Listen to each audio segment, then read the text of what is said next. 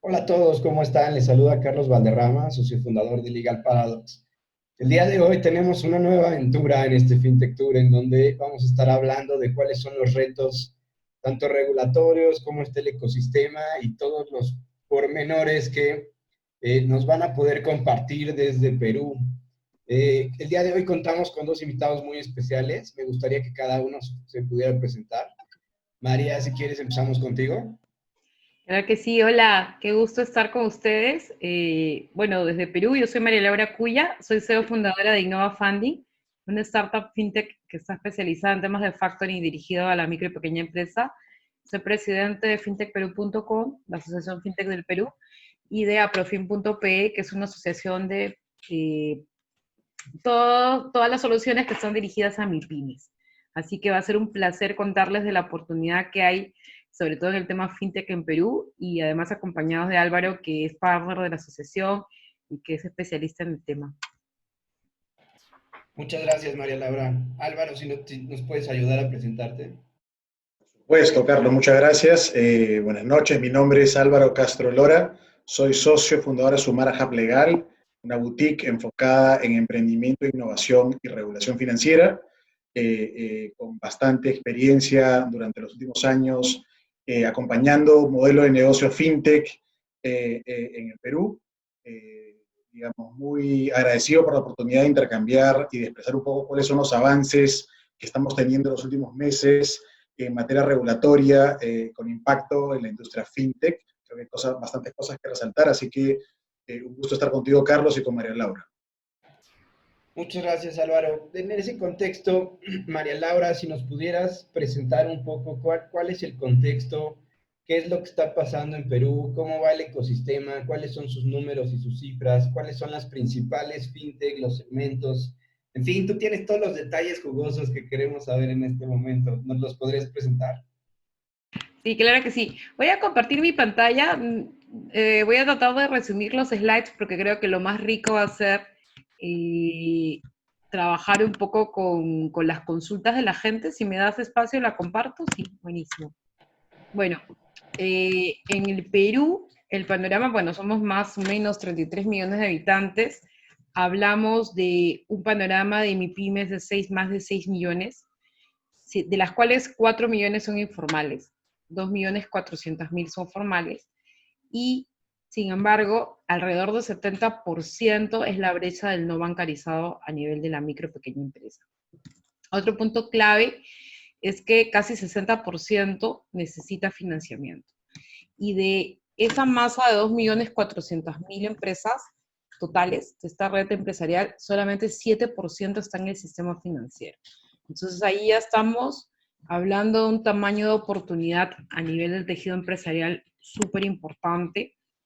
Y como en muchos países de la región, realmente la micro y la pequeña empresa es la que contribuye al número de empleos más grande, ¿no? Y son las más numerosas. Sin embargo, claro, tienen un ratio de impacto en la producción pequeño. Bueno, ahora les contaba un poco esto, ¿no? Esto es el tamaño, la dimensión. Yo creo que en México esto es mucho más grande. Sin embargo, acá la gravedad es tan potente, tan fuerte, que hay mucha oportunidad. Y los emprendedores vemos este desafío como el vaso a llenar, ¿no? Nosotros vemos la oportunidad allí clave y estamos muy ávidos de construir soluciones. Hay un tema como decía yo, de la red de la micro y pequeña que tiene mucha penetración y necesita mucha ayuda. Hay una brecha productiva importantísima que se destaca, donde hay mucha preocupación, y más en un contexto como el de hoy, COVID, de informalidad, de baja digitalización. No tengo las cifras exactas a la fecha.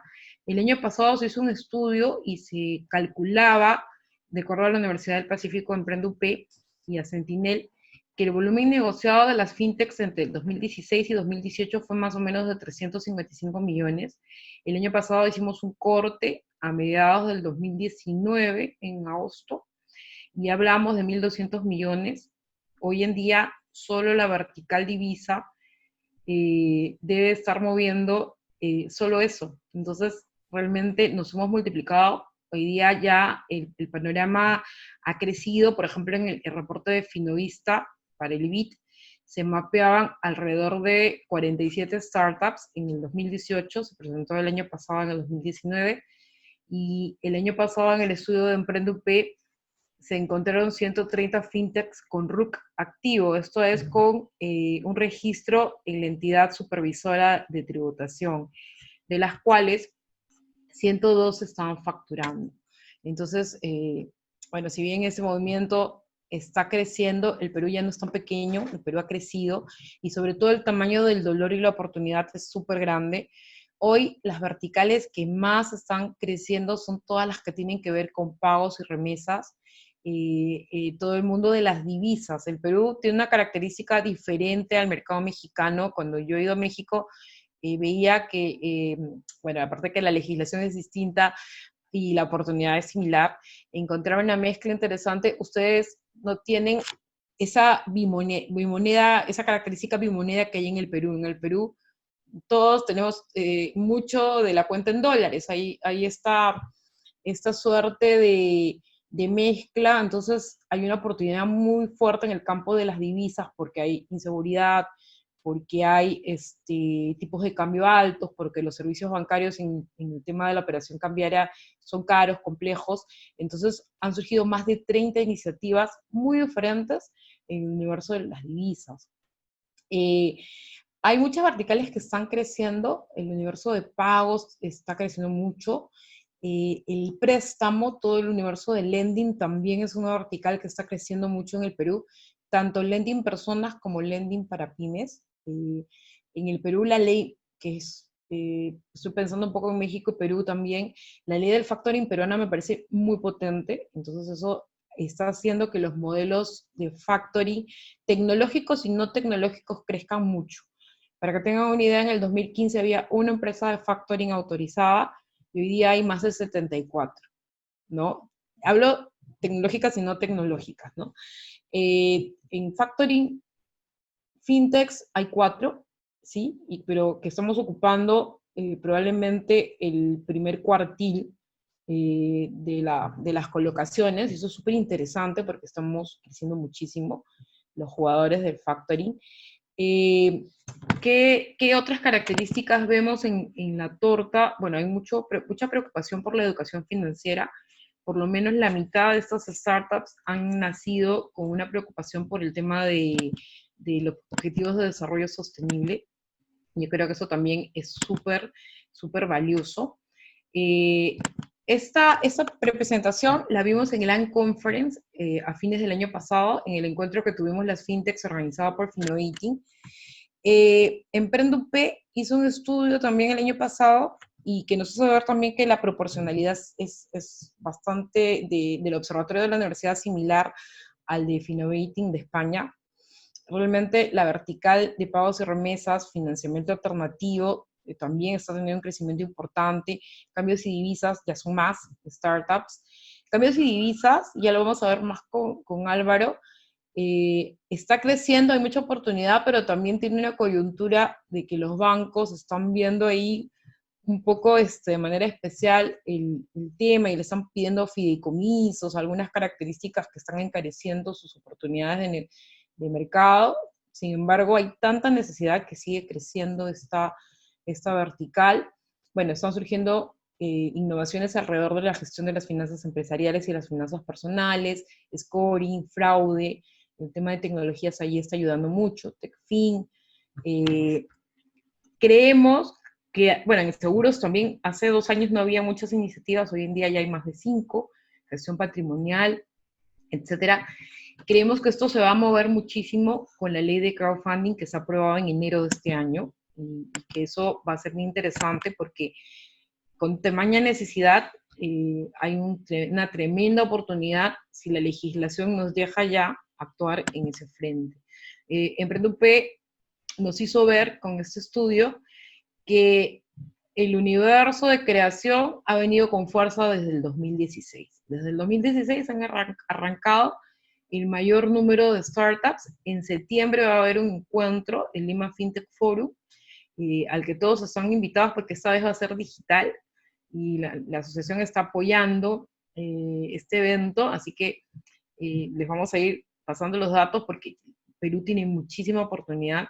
Hoy día hay concursos de soft landing a través de EmprenduP para los que quieren venir.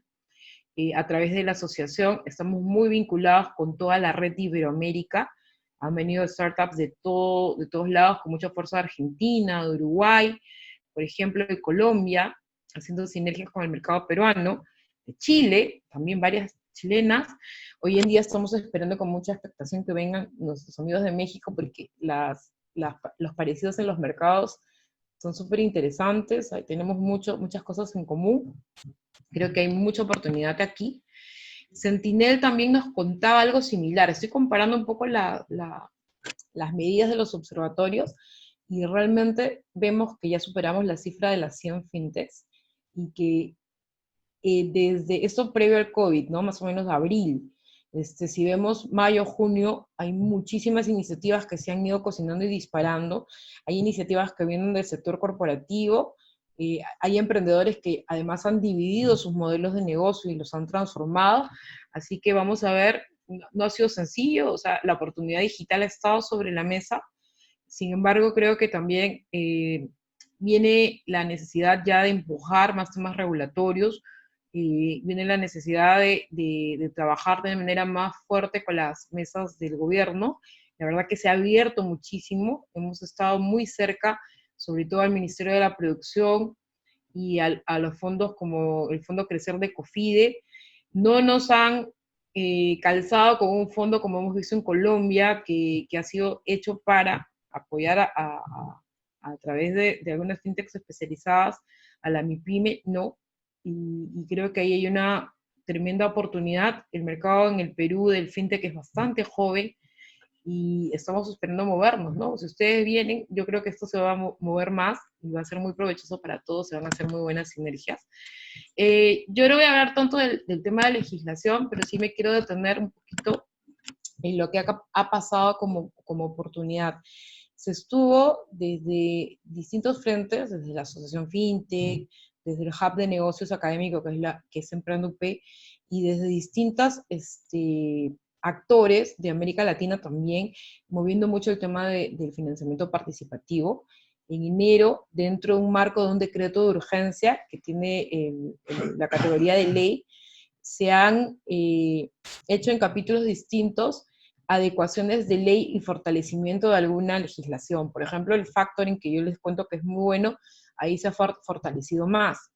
Se ha trabajado una legislación referente a las órdenes de servicio del Estado, para que el sector público también, con las adquisiciones que hacen de proveedores pequeños, puedan fortalecer la red empresarial peruana.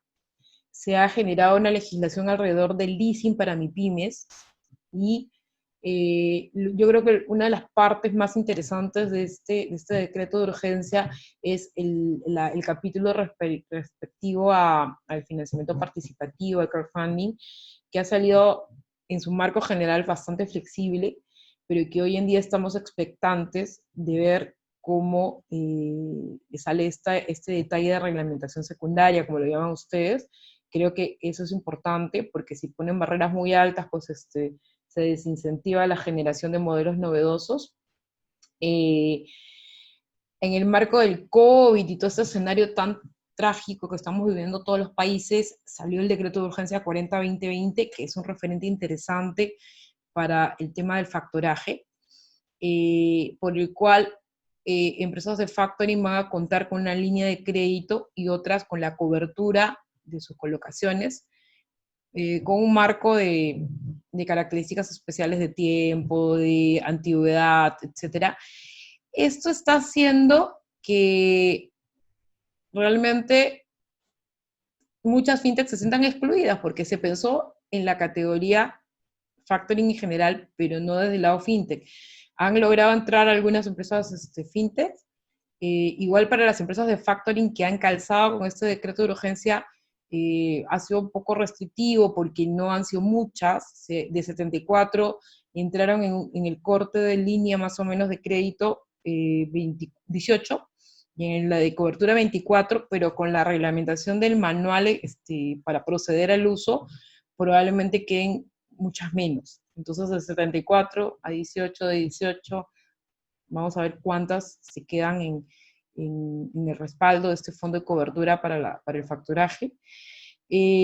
Tareas pendientes, en el Perú hay muchas. La regulación de pagos debería ser un camino donde hay que trabajar más en términos de flexibilización. Hay mucho trabajo allí. Hoy día nos hemos dado cuenta más que nunca de la necesidad de las billeteras digitales y de uso masivo, y que necesitamos que no dependan tanto de los jugadores tradicionales.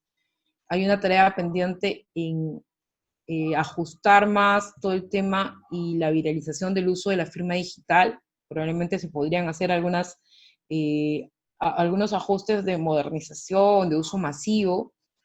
Todavía hemos vivido muchos frentes de capacitación alrededor del sandbox, tanto fintech como reguladores, mucho interés, aliados claves alrededor de este ecosistema, de este hub de negocios, pero todavía no se pone en discusión, y es bien importante el tema de la caja de arena para hacer pruebas, y creo que cuando esto comience va a ser bien relevante. Todavía no se puede, o sea, no hemos logrado que el tema de los neobancos sea un punto clave. Realmente aquí hay una necesidad de que banca y fintech trabajemos en más sinergias. Se han trabajado en sinergias diversas, pero aquí hay un área que en México, por ejemplo, es muy, muy bien trabajada. O sea, hay formas de sacar la licencia compartida. Hay muchas figuras interesantes que aquí no se están viviendo. Sí, se han creado fondos para el emprendimiento, eso también podemos hablar luego, Álvaro, en la parte de la conversación. Yo he tocado en el DU 13, en el decreto de urgencia 13, como lo que más va hacia el fintech, pero también se ha generado fondos de emprendimiento, de capital emprendedor, etcétera. Está muy interesante ese decreto, y es que se construyó pensando en emprendedores y en mi pyme sobre todo. Entonces eso ya le da un foco bien interesante a esa legislación. Y bueno, no quiero leer esto, pero como rol de gremio hemos vivido un camino bien interesante de constitución en el 2017. Hoy, en el 2020, estamos haciendo un tema de fusión.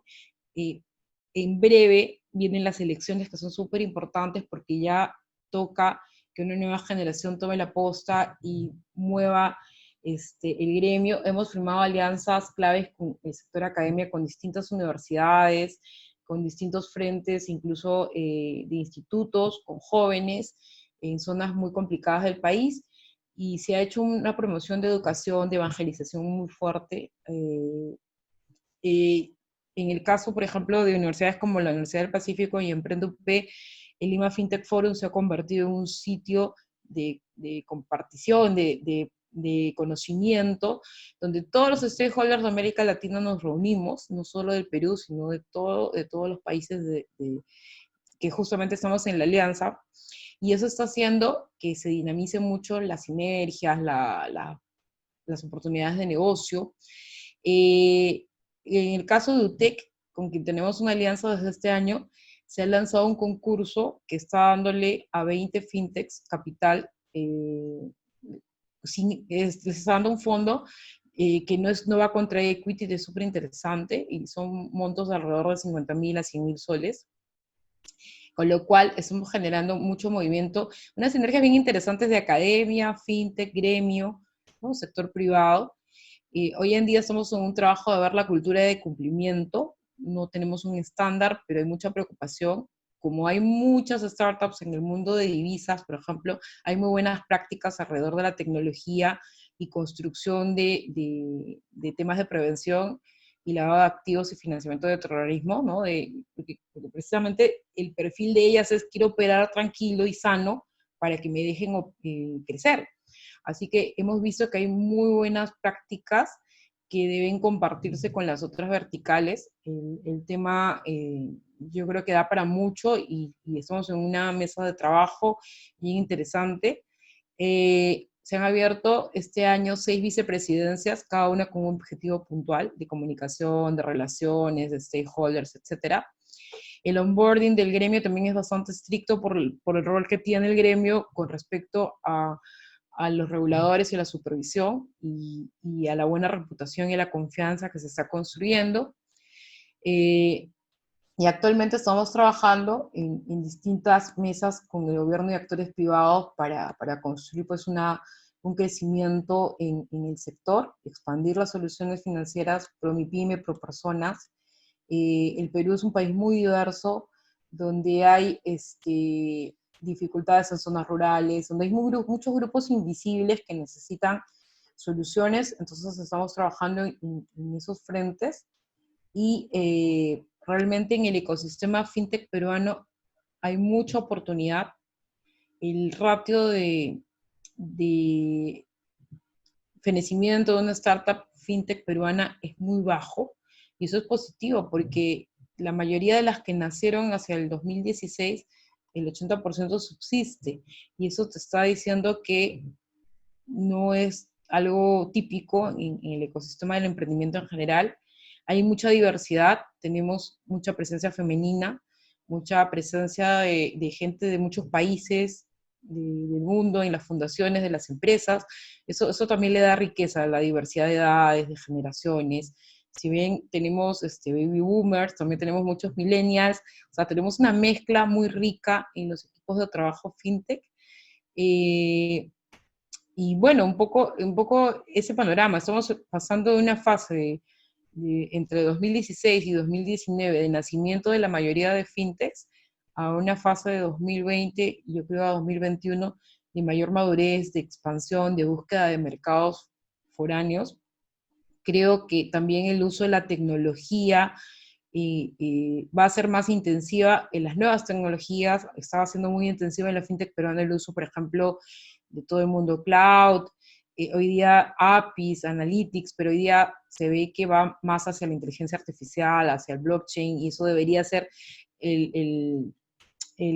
la preparación de la infraestructura tecnológica que venga, que todavía no se ha visto con uso intensivo en el Perú. Y yo creo que esas son algunas de las características del cóctel. Oportunidad de mercado hay, desafíos positivos, los vemos ya encaminados, y se viene un momento de cambio. Estamos viviendo un momento de crisis en Perú como en México y como en todo el mundo, y eso nos está haciendo ser más lean, ¿no? Ser más magros, o sea, estamos usando muchísimo mejor los recursos. Las fintechs peruanas están creciendo muchísimo. Tuve la oportunidad de estar en México en octubre para ver una inmersión con ProMperú y conocer un poco el mercado mexicano. Fuimos 9 fintechs y claro, hemos visto que hay graves dolores alrededor de nuestra legislación por mejorar probablemente, pero también mucha oportunidad porque hay legislación para cada vertical. Si bien no hay una ley fintech macro, ya se encaminó mucha de la legislación y eso permite que modelos novedosos salgan. Pero como decía al inicio, se necesita trabajar en muchos frentes. No hay un neobanco todavía, o sea, se habla de que sale uno que está prosperando hacia la segunda mitad del año, pero no es fácil. Tú vas a México y rápidamente generas alianzas y generas una solución alrededor de estos modelos. Aquí no. Sin embargo, hay espacios muy favorecedores y yo creo que esa parte de la fuerza de la legislación y de los espacios positivos donde trabajar nos la puede contar Álvaro. Son todos bienvenidos. En FinTech Perú les podemos dar la información y el apoyo de nuestros vínculos para venir y crecer. Quedo atenta a las preguntas de toda la comunidad y nada. Qué interesante, María Laura. Ahí fíjate que lo que más me llama de tu presentación es esta presencia femenina en el ecosistema de Perú, que la verdad es que es de destacarse. En México y en la mayoría de las latitudes, lamentablemente el 90-85% de las empresas fintech son lideradas por hombres. Incluso dentro de los equipos la composición es similar. Entonces, de verdad que es de reconocerse. Sí, gracias. Yo también cuando entré a la alianza, pues todos los presidentes eran hombres, ¿no? Pero hoy día te sorprenderías, ya hay muchas muchos países con representación de la Cámara con mujeres.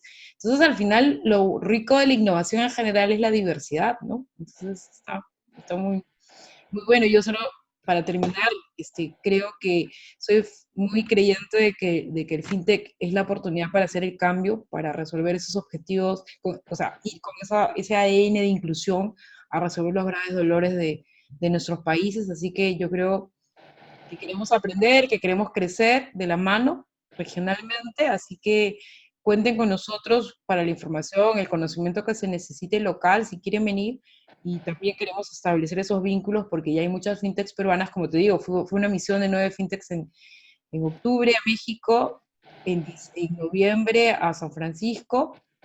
Y bueno, se venían varias cosas en Colombia este año, pero va a ser todo online. Así que vamos a ver qué pasa en los próximos meses. Yo creo que México, hay que estar en México. Ya ayer tuve una reunión de trabajo con una fintech que está en Perú y en México, que ha comprado otra fintech mexicana, que es Beder, y que está bien interesante, ¿no? O sea, ya estamos viendo los pasos de varias fintechs peruanas, pero esta es la primera que ha adquirido otra y que además está ya operando, ya tiene clientes en el mercado mexicano, o sea, los vínculos mutuos seguramente se consolidarán 2020, 2021, 2022. Nosotros queremos estar allá porque tienen un mercado mucho más maduro a nivel de inversión. Queremos que ustedes vengan a mover el gallinero aquí también. Y bueno, bienvenida a la innovación que rompe con los esquemas, que incomoda. Muchas Vamos de gracias. acuerdo, y eso tener lo que tenemos que hacer, incomodar al sistema financiero tradicional. Ese es nuestro negocio. Incomodar. Álvaro, si tú nos puedes comentar un poco primero, si pudieras presentarte y después si pudieras iniciar lo que vas a proyectar, por favor. Gracias, Carlos. Bueno, como dije al inicio, soy socio fundador de Sumar Hub Legal, que es esta boutique, una boutique enfocada muy fuertemente en innovación y emprendimiento, regulación financiera, y como tal tenemos ya algún tiempo atendiendo fintechs, startups en general, pero con una predilección por la fintech, porque de hecho creemos que las startups exitosas o con potencial de éxito son aquellas que resuelven un problema, ¿no? Entonces, si luego le pones la lupa al mercado peruano, los problemas no resueltos por por los métodos tradicionales son acceso a servicios financieros, educación, infraestructura y agricultura. Entonces, eso ha ido casi de la mano al crecimiento de estas verticales de startups exitosas. Fintech, las edutech durante esta cuarentena han sido realmente game changers acá en Perú, y lo que se vienen con las agrotechs y con las proptech son también cosas bastante interesantes. Aquí, querido, la idea es identificar algunos. Voy a ir directamente a la introducción, como siempre, excelente, ya la hizo María Laura, identificando el ecosistema. Y yo quiero ir directamente a lo que son los retos regulatorios, ¿no? Puedo decir que así como hay una evolución del ecosistema de fintech, en la cantidad de startups, las verticales, el apetito de los inversionistas, ¿no? Ángeles de los fondos de capital, hay un cambio profundo, y María Laura no me dejará mentir, del 2016-17, en la que había que explicarles qué era fintech, a hoy, ¿no? Donde hay fondos, ya llegan fondos que te dicen que solamente se van a dedicar a invertir en fintech. Entonces hay un cambio profundo en la percepción de los inversionistas, tanto de venture capital como los inversionistas inclusive más tradicionales, que comienzan a mirar el ecosistema de venture capital como una alternativa interesante. Y como tal, la regulación también ha evolucionado. Los reguladores, los supervisores, diría que han avanzado. No me atrevería a decir revolucionado, puede ser mal entendido, pero sí han avanzado bastante en algunos cambios, algunos digamos, giros en cuanto a los paradigmas. Claro que no es un cambio completo, ni mucho menos, pero hay algún avance, ¿no? Yo quisiera primero ponerme un segundo regulatorio para mencionar, cuando dicen qué es la fintech, no pretendo darle una clase a nadie, yo sé que hay mucha gente que ya sabe esto, pero yo me quedo pues con la definición de la Comisión de Supervisión Bancaria de Basilea, ¿no? Que hace referencia a estas innovaciones financieras basadas en tecnología, ¿no? Que pueden generar modelo de negocio, aplicaciones, procesos o productos. ¿Cuáles son? Y aunque otra vez esto tiene que ver con una parte más introductoria, sí creo que tiene que ver, es bien importante cómo esta tecnología en servicios financieros tiene un impacto a la realidad peruana. Y creo que el gran reto de la realidad peruana es la inclusión financiera, ¿no? Posiblemente en otros países sea un poco más el user experience, la digitalización, pero en el Perú el gran reto es la inclusión financiera. Y este es un cuadro que preparó la gente de IU Fintech sobre las limitaciones a la inclusión financiera. Es muy interesante el análisis, ¿no? Desde el lado de la oferta y el lado de la demanda, y del lado de la oferta las limitaciones o los retos son infraestructura insuficiente, conectividad muy mala, mercado concentrado en zonas urbanas, ¿no es cierto? Acá Lima tiene 10 millones de habitantes, eso es un tercio de la población, y la zona de la costa y la zona urbana, pues creo que reúne más o menos el 70-80% de la población, ¿no? Servicios complejos inadecuados a la demanda, contratos confusos de información financiera, me estoy refiriendo a los del servicio, a lo del sistema financiero tradicional, ¿no es cierto? El gobierno impulsó hace unos años una campaña que le llamaban Habla Claro, ¿no? Era para que las entidades financieras revelaran con toda transparencia los costos asociados a los créditos o financiamiento otorgado. Es sorprendente que se lo tenga que pedir por ley, por norma, cuando una empresa que está muy enfocada en user experience sabría que eso es una piedra angular para el engagement de sus clientes, pero acá se tuvo que hacer por ley. Contratos confusos, información compleja, costos elevados, ¿no? Y por el lado de la demanda, ya lo dijo María Laura, bajo nivel de educación financiera, sin ninguna duda, informalidad y pobreza. En el Perú, el 60% de la PEA está en el sector informal. Eso nos ha pasado y nos sigue pasando dolorosamente factura durante esta situación de emergencia, ¿no? Hay limitado acceso a la información y hay desconfianza en las entidades financieras, ¿no? A pesar de las campañas, a pesar de los esfuerzos de algunas entidades financieras, en general hay una aproximación desde la desconfianza y hay reducida conectividad en zonas rurales y hay complejidad geográfica. Ojalá Perú no es un llano, sino es una mezcla de realidades geográficas muy complejas y estas limitaciones en la oferta y la demanda finalmente llegan a que hay un segmento importante de la población no incluido financieramente.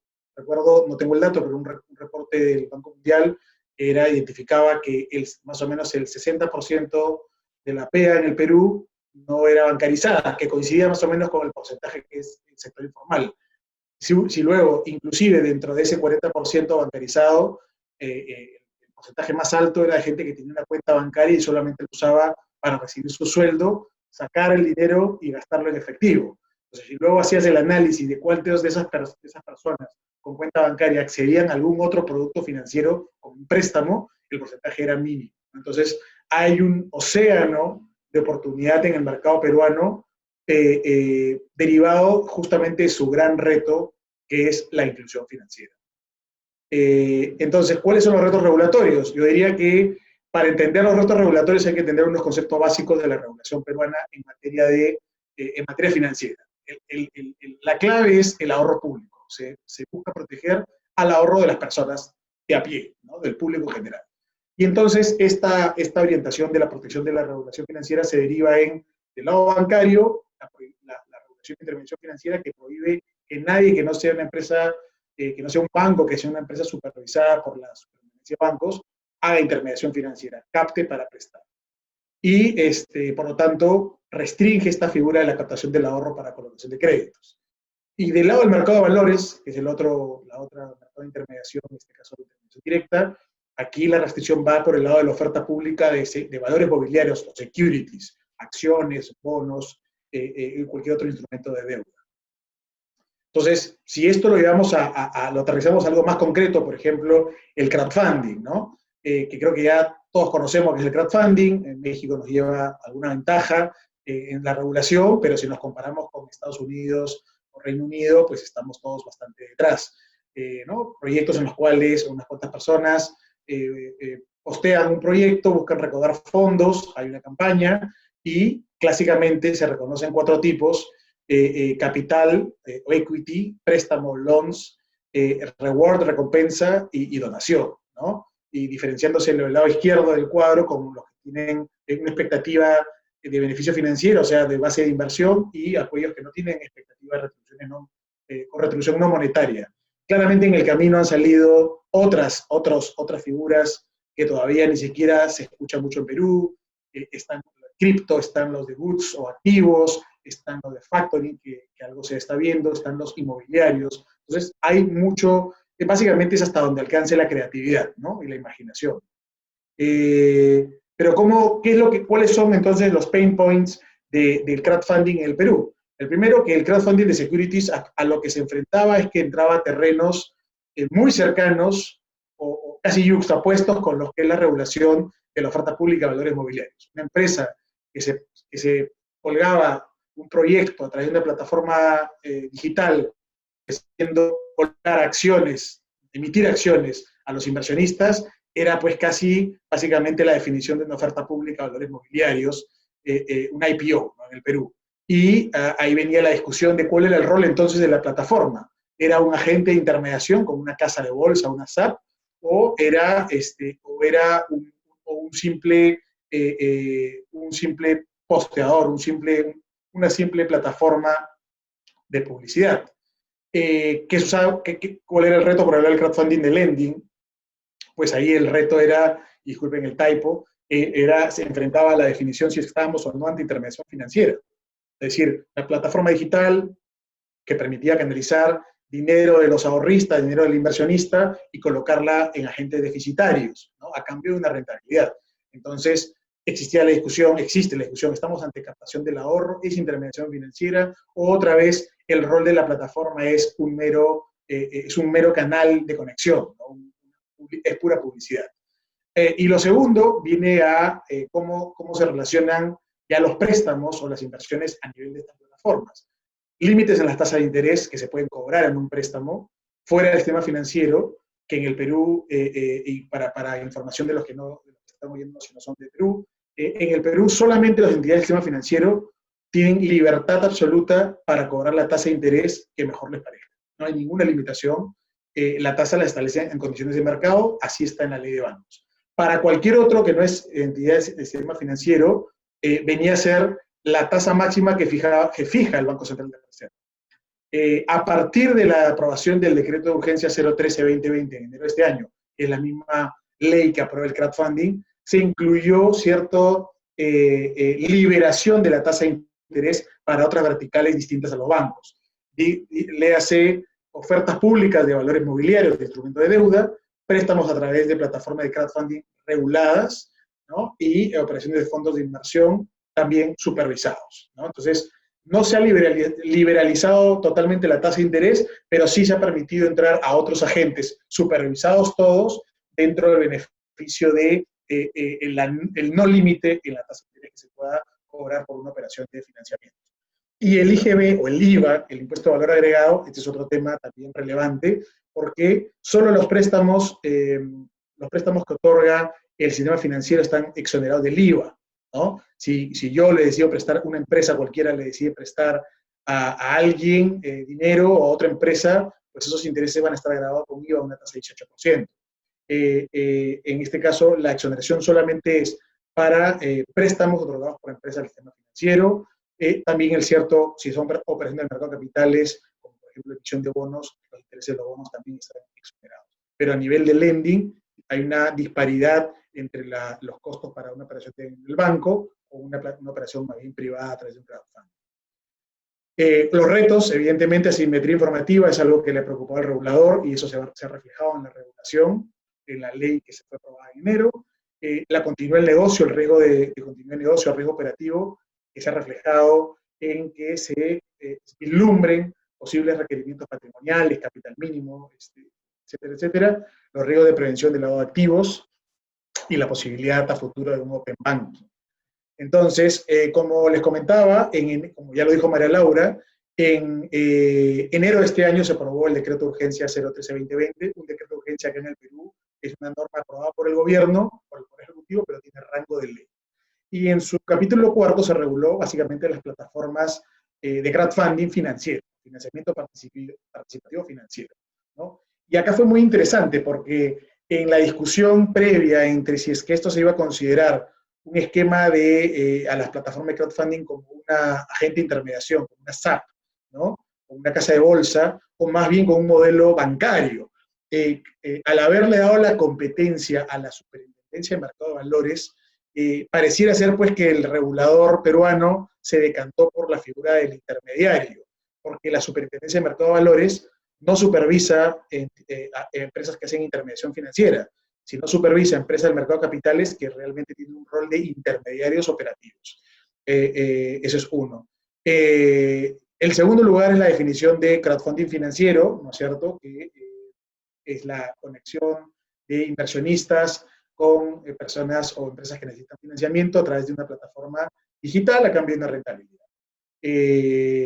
Existe una discusión hoy día porque la definición de crowdfunding es plataformas que ponen en contacto. Entonces, no queda claro si basta que ponga en contacto dos puntas, un agente superavitario y un deficitario, como lo haría casi un banco de inversión, solamente que usa un canal digital, o si es que además debería necesitarse el que el dinero del inversionista de los inversionistas sea canalizado a través de la plataforma, es lo que permite hacer el crowd, ¿no es cierto?, del montón de inversionistas hacia uno o más prestatarios o receptores de la inversión. La ley tal como está habla de poner en puesta en contacto. Vamos a tener que esperar a la reglamentación para ver si es que esto queda mucho más amplio y por lo tanto podría incorporar bajo su alcance a marketplace de peer-to-peer lending sin canalización, o si solamente se va a restringir aquellos modelos en los cuales el dinero pasa por la plataforma. En cualquiera de los casos, la ley establece algunos conceptos expresamente excluidos. Los online lenders, es decir, plataformas donde la empresa presta con recursos propios, esos no están dentro del alcance del decreto de urgencia.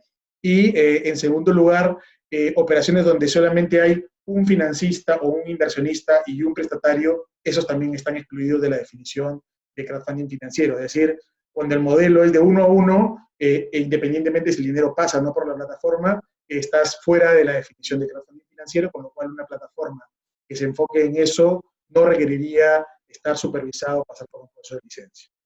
Los modelos que ha regulado, que ha reconocido preliminarmente son los clásicos, el crowdfunding de préstamos y el crowdfunding de valores mobiliarios. No obstante, el decreto de urgencia faculta a la Superintendencia de Mercado de Valores a reglamentar o regular sobre otros modelos de crowdfunding adicionales. Así que vamos a tener que esperar a se supone que octubre, pero lo más probable, creo yo, es que sea fin de año para saber finalmente qué modelos es los que la Superintendencia de Mercado de Valores se animó a reglamentar o a regular. Otros temas a comentar: responsabilidades de la Superintendencia de la Sociedad Administradora de Plataforma. Se reconoce que va a haber un nivel de responsabilidad, sin embargo, el alcance completo de esa responsabilidad se está dejando a la regulación secundaria, a la norma que tiene que aprobar la Superintendencia de Mercado de Valores. Pero sí se establece que se va a definir cierto nivel de responsabilidad. Ya veremos si es que es algo ligero, y ya veremos si es que es algo profundo, un due diligence muy profundo, ya veremos si es un rol que tiene que darse, pero que tranquilamente la sociedad administradora podría delegar a una clasificadora de riesgo o una entidad similar. De otro lado, también se reconoce el tema, la reglamentación va a tener que desarrollar o tomar posición sobre la segmentación de cuentas de activos.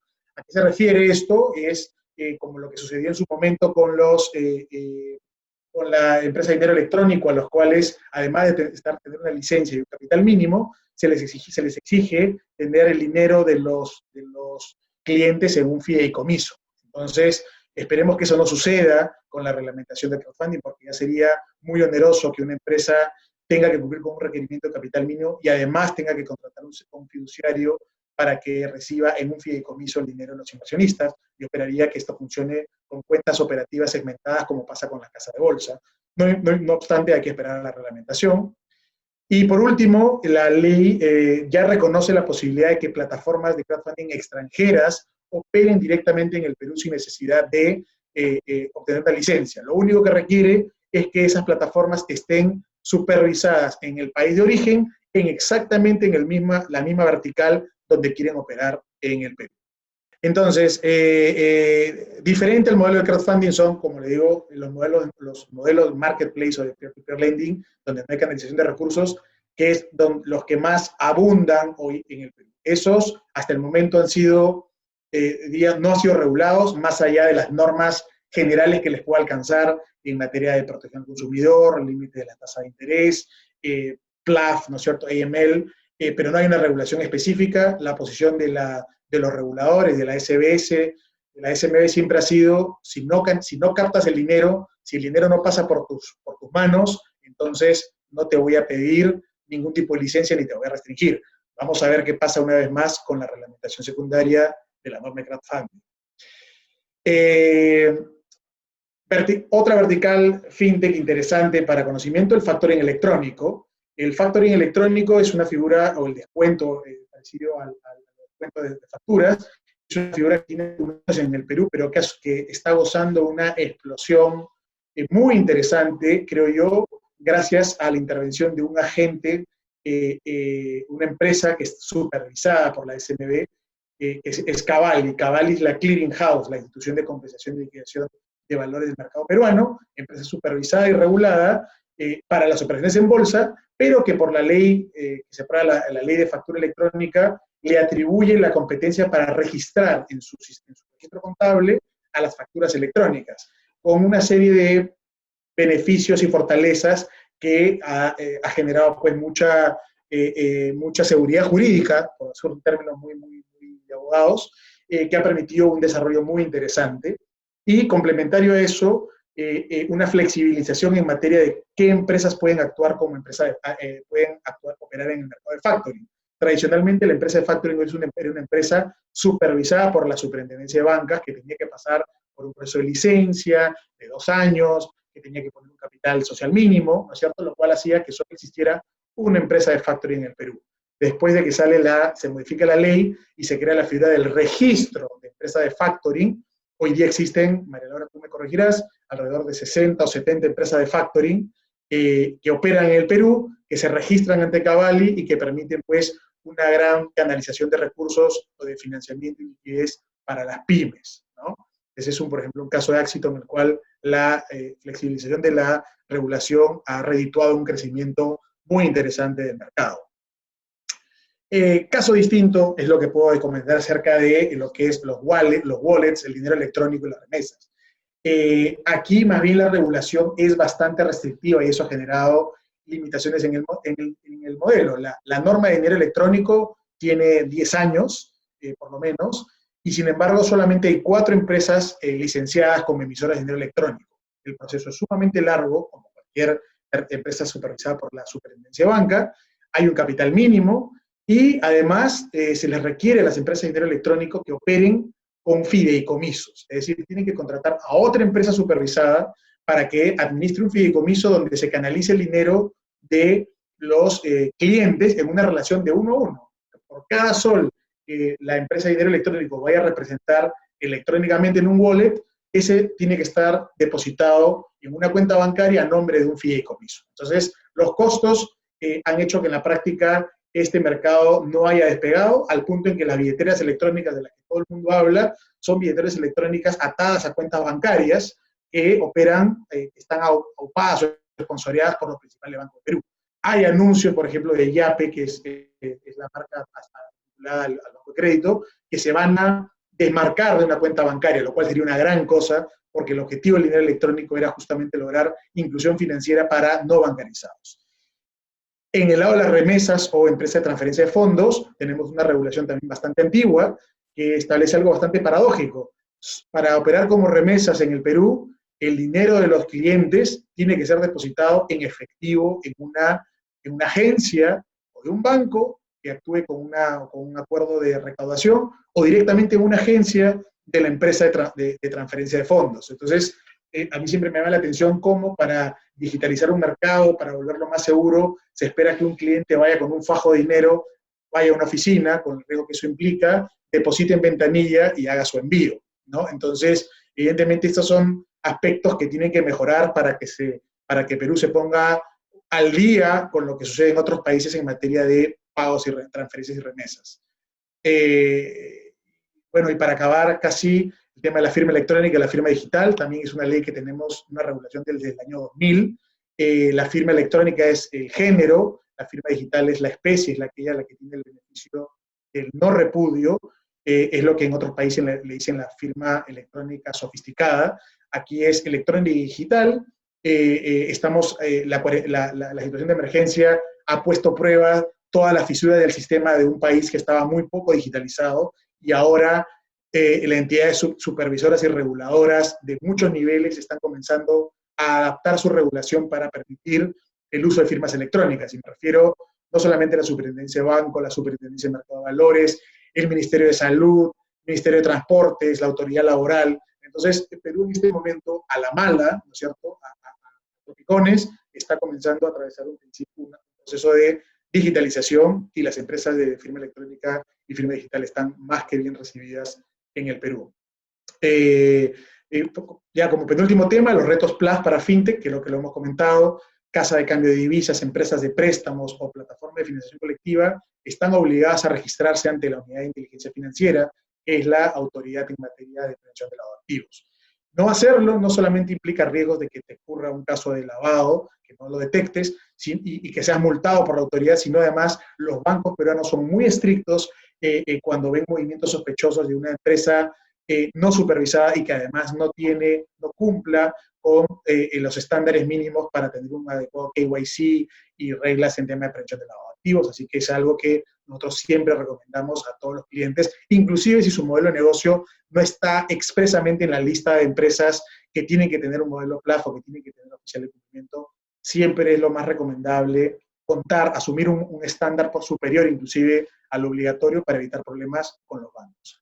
Y por último, la gran noticia, lo que mencionó María Laura, el sandbox regulatorio. El decreto de urgencia 013-2020 incluye especialmente la posibilidad de que la Superintendencia de Banca y la Superintendencia de Mercado de Valores desarrollen sus propias cajas de arena regulatorias, permitiendo que se testeen modelos de negocio que no cuenten con regulación propia ni con licencia específica, a la espera de que el regulador o los reguladores puedan sacar conclusiones importantes para futura regulación.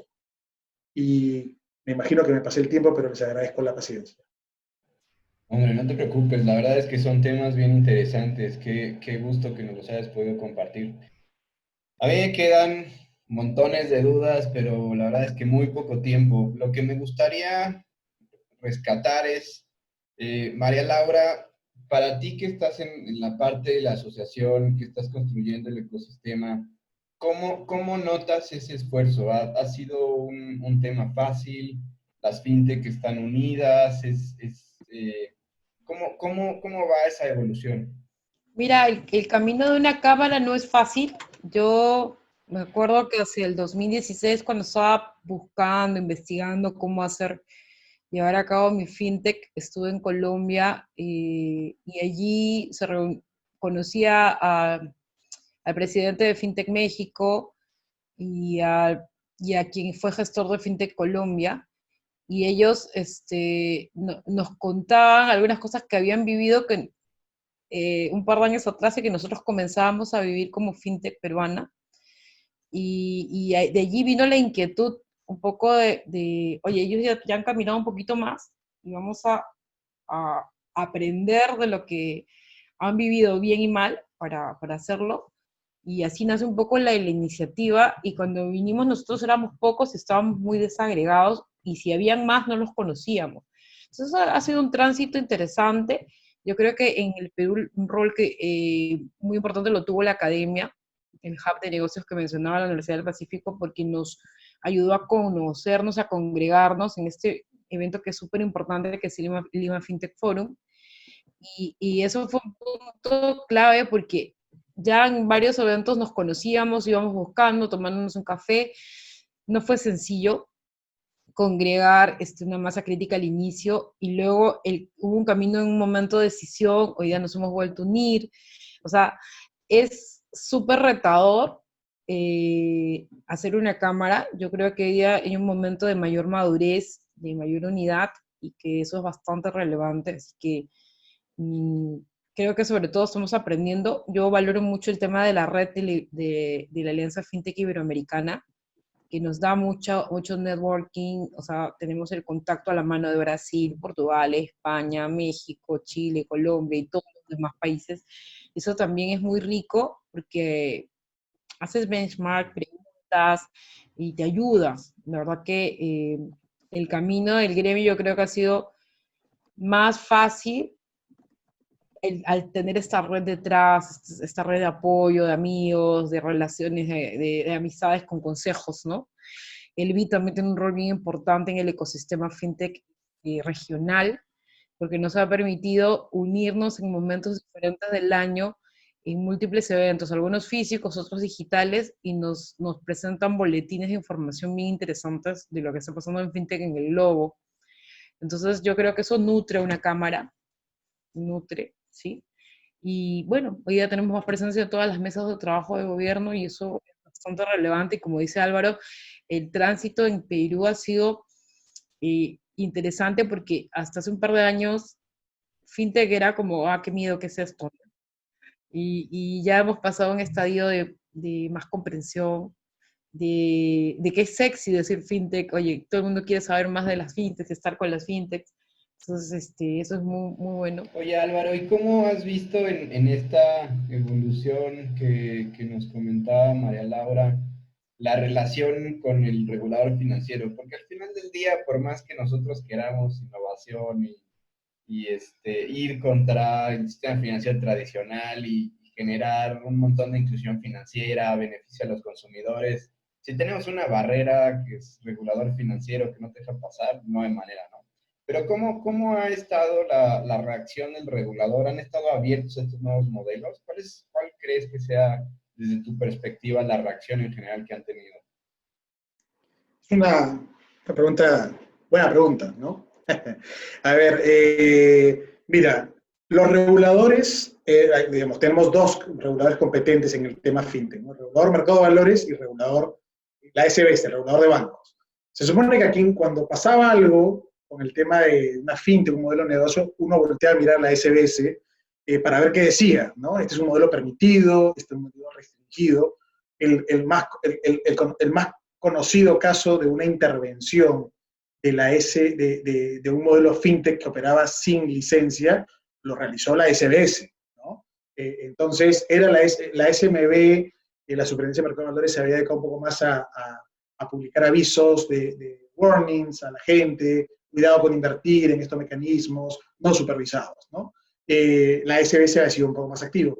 Pero también es cierto, para hacer honor a la verdad, que también se mostraron abiertos, sobre todo en los últimos 2 años, a reunirse con actores, a tratar de aprender. Yo creo que yo sí he notado un cambio de actitud en muchos altos funcionarios de ambos reguladores, incluyendo el Banco Central, de juntarse a escuchar, ¿no? Y tratar de entender, y tal vez no expresamente, pero sí de alguna manera reconociendo que el conocimiento que pueden tener de estos modelos de negocio innovadores, esta tecnología, es limitado porque la industria peruana el mercado peruano está atrasado respecto a la región y ya no te digo respecto al mundo, ¿no? Entonces,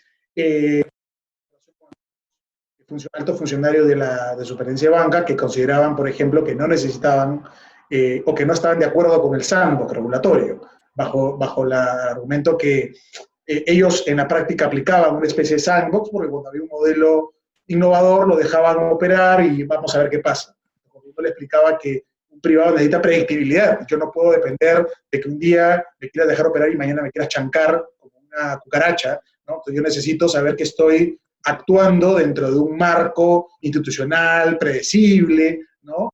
Entonces, al final, la verdad es, cuando los dos, el decreto de urgencia, que era una ley, pero que se quedó abortada porque se disolvió el Congreso, pero ese proyecto de ley era un proyecto de ley que era un trabajo conjunto de la Superintendencia de Mercado de Valores, de la Superintendencia de Banca, del Ministerio de Economía y Finanzas y del Banco Central. Pocas veces tantas entidades involucradas en un tema que supuestamente era medio marginal, novedoso, ¿no es cierto?, no tan de interés público, ¿no? Entonces creo que hay un cambio de actitud.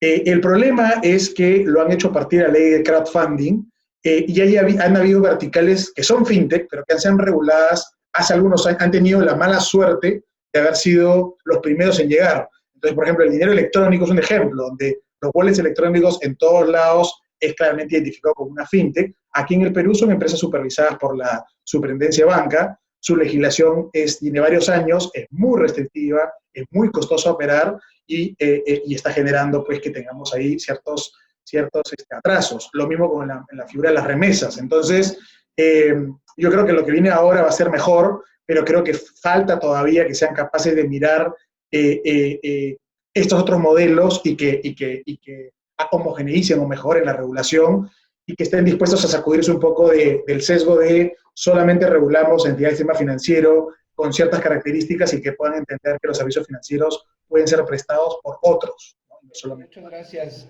Tenemos un montón de preguntas, pero lamentablemente muy poco tiempo. Les pido paciencia, mándenos sus preguntas y se las vamos a mandar a Álvaro y María Laura para que las que queden pendientes nos hagan favor de ayudar a responderlas. Pero Pablo, cuéntanos, ¿qué preguntas tenemos? Claro, gracias Álvaro, María Laura, Carlos. Creo que una de las preguntas, bueno, hay varias preguntas relacionadas con el tema de lending. Una de las preguntas de Renzo es si hay alguna figura regulada con el tema de fintech lending. Si nos pudieran platicar un poquito de las empresas con préstamo con garantía hipotecaria. Y en ese sentido, también José nos pregunta si hay alguna limitación regulatoria de captación de fondos por parte de las fintech lending. Quiere entender un poquito cómo operan. Cuando hablamos de fintech lending, lo que estamos hablando, traducido a la regulación peruana, es una casa de préstamo, ¿no? Una empresa que presta con recursos propios. Entonces, ahí el tema es, una empresa no debería captar en forma habitual dinero de terceros para prestar, porque si lo hace, estás cayendo bajo la figura de intermediación financiera ilegal, ¿no? Entonces, ahí hay una línea delgada de cuándo es habitual, qué pasa si te fondeas en forma privada. O sea, no es lo mismo que significa que solamente puedo prestar con dinero de mis socios, o sea, aportes de capital, puedo endeudarme como cualquier hijo del vecino, pero endeudarme en forma privada, o sea, no haciendo publicidad para recibir préstamos de terceros, no haciendo una oferta pública de bonos, no invitando por canales digitales a la gente que me entregue dinero para con eso volver y prestar. Esos son los temas que tiene que analizarse respecto a un modelo de negocio, a una fintech de lending. Pero sí, digamos, en forma general podría decir que una online lender, una fintech de lending, debería prestar con recursos propios. Entonces, en tu actividad de fondeo, de captación, debería ser bastante privada, porque si no caes bajo la figura de intermediación financiera. La siguiente pregunta es, que bueno, es más bien, nos piden la opinión de Laura y de Álvaro. ¿Qué opinan respecto de tener una ley fintech en Perú similar a la de México? Álvaro, nos lanzamos a la piscina. Adrián Kempo, a ver, ¿tú qué vas a decir? Tú dices sí, yo digo no. Mira, yo digo que ya la legislación peruana está tratando de llenar vacíos donde hay huecos y que se hace muy complejo ver un paquete que integra a toda esta diversidad de modelos. Entonces, desde mi lado, pucha, el año pasado que estuve en México, me asustó muchísimo cuando estuve buscando cuál era por ejemplo, mi propio modelo, ¿sabes? Entonces, por ejemplo, en mi caso, que estoy muy metida en factoring, me pareció genial cómo hemos vivido la estructura de la ley del factoring especializada y potente. Y cuando he ido para allá, pues con mi modelo allá sería súper, la barrera me parecía súper alta. Así que desde mi mirada he visto, por ejemplo, el interés del Congreso. El año pasado se le declaró el fintech como de interés nacional. Yo creo que hemos mapeado muy claro todas las áreas en las que hay que trabajar, y yo lo que pienso que deberíamos hacer es modernizar estos puntos que hemos perfilado hoy día, y que de repente trabajar más en ciertas áreas vacías. Pero yo no propondría ya a estas alturas, como tenemos todo sobre la mesa, una ley fintech integradora de todo, porque cada vertical ha caminado bastante bien.